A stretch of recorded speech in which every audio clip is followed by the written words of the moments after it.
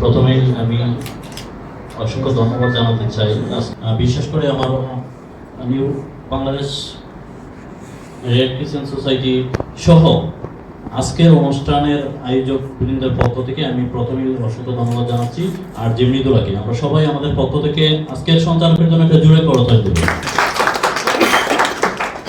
Generation forum Bangladesh কর্তৃক আয়োজিত red cross এবং রেড ক্রিসেন্ট সোসাইটি দিবস উপলক্ষে আলোচনা সভা ও রেড ক্রস অ্যাওয়ার্ড 2025-এর আজকের সম্মানিত উপস্থিতি এবং সম্মানিত প্রধান অতিথি, বিশেষ অতিথি এবং অতিথিবৃন্দ, দেশের বিভিন্ন জায়গা থেকে আগত আপনাদের সবাইকে জানাচ্ছি আজকের অনুষ্ঠানের পক্ষ থেকে অসংখ্য শুভেচ্ছা এবং ধন্যবাদ।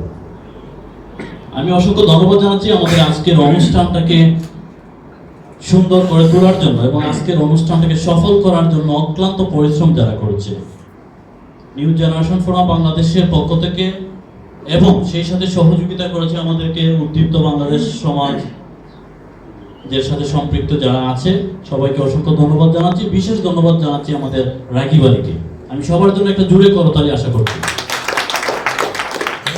আমি কৃতজ্ঞতা জানাচ্ছি আমাকে আজকের অনুষ্ঠানে কথা বলার সুযোগ করে দেওয়ার জন্য এবং এক বিশেষ দায়িত্ব আজকের আলোচনা অনুষ্ঠানের প্রধান আলোচক হিসাবে আমাকে সুযোগ দেওয়ার জন্য আপনাদের সবার কাছে কৃতজ্ঞতা জানাচ্ছি।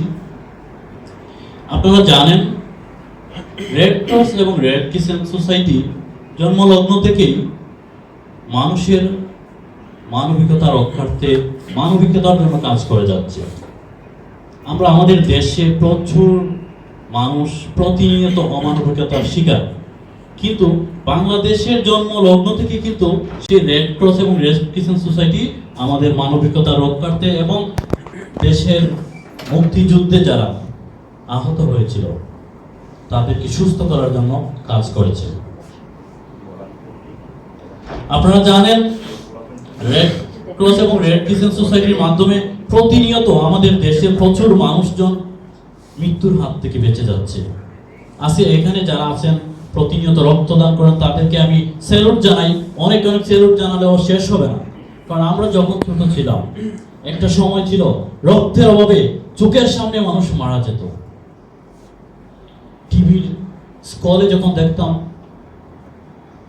এই এ পজিটিভ রক্তের প্রয়োজন, বি পজিটিভ রক্তের প্রয়োজন, বিভিন্ন গ্রুপের রক্তের প্রয়োজন, এবং সেখানে লক্ষ লক্ষ টাকা অফার করা হতো মানুষকে রক্ত দেওয়ার জন্য। কিন্তু রক্তদান এমন একটা মহান কাজ, একজন মানুষ যখন রক্তদান করে সে যাকে সহযোগিতা করে বাঁচার জন্য তার চেয়ে বেশি উপকৃত হয় সেই রক্তদাতা। কিন্তু ধীরে ধীরে আজকে সেই রেড ক্রিসেন্ট ও রেড ক্রসের মাধ্যমে এবং বাংলাদেশে অসংখ্য রক্তদান সোসাইটি তৈরি হয়েছে। আমি সবার কাছে স্যালুট জানাই, আজকের অনুষ্ঠানের মাধ্যমে সবার প্রতি কৃতজ্ঞতা জানাই। বলতে একজন মানুষ যখন রক্তদান করে সেই মানুষটা বুঝতে পারে যে তার ভিতরে কতটুকু মহানুভবতা রয়েছে। আপনি একবার রক্তদান করেন, আপনি বুঝতে পারবেন আপনি কত বড় একটা কাজ করেছেন এবং আপনার জীবনের অনেক হতাশা দূর হয়ে যাবে।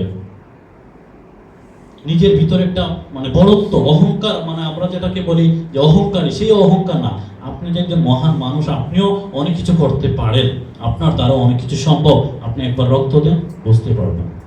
আমাদের আজকের অনুষ্ঠানের সঞ্চালক বলছিলেন যে আমি আমার পরিবারকে উদ্বুদ্ধ করি, আমি আমার বন্ধু বান্ধব সহ দেশের যে কোনো প্রান্তে যদি দেখি কারো রক্তের প্রয়োজন আমরা চেষ্টা করি।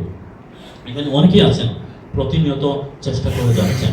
সত্যি আপনাদের সবার সহযোগিতার কারণে কিন্তু দেশের মানবিকতা এখনো বেঁচে আছে। আমরা মানবিকতার উদাহরণগুলো কিন্তু দেখতে পাই।